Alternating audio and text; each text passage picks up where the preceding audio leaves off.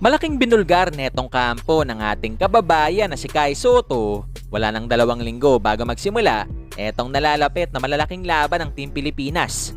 Yan matapos mang ilike ang video na ito, mag-subscribe sa ating channel at pakidamay na rin ang ating opisyal na Facebook page.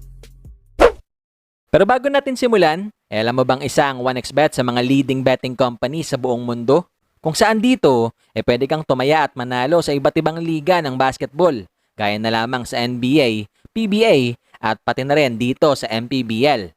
Kaya naman i-click lamang etong link na nasa comment section ng ating video at gamitan ang promo code na BGS2 upang makasali at makakuha ng up to 7,000 pesos bonus sa iyong first deposit.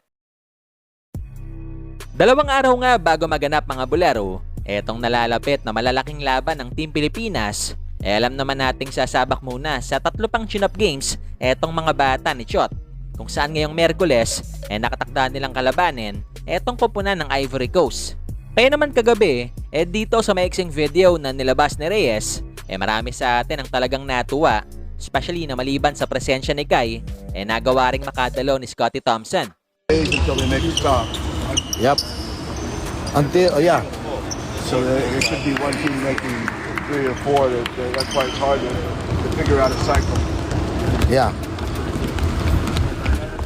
Kung saan dahil nga sa kanyang natamong injury sa kamay last month, marami ang nagsasabi na posibleng baka di raw makasali si Scottie sa nalalapit na malalaking laban ng bansa.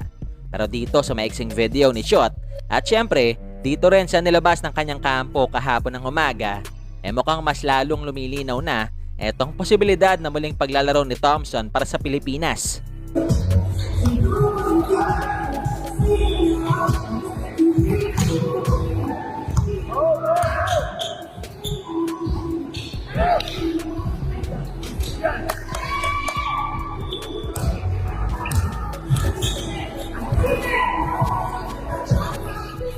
Pero maliban dyan, mukhang pati etong NBA dream ng ating kababayan unti-unti na ring lumilinaw, especially matapos magparinig kahapon etong si Kai, pati ang kanyang ama na si Ervin Soto.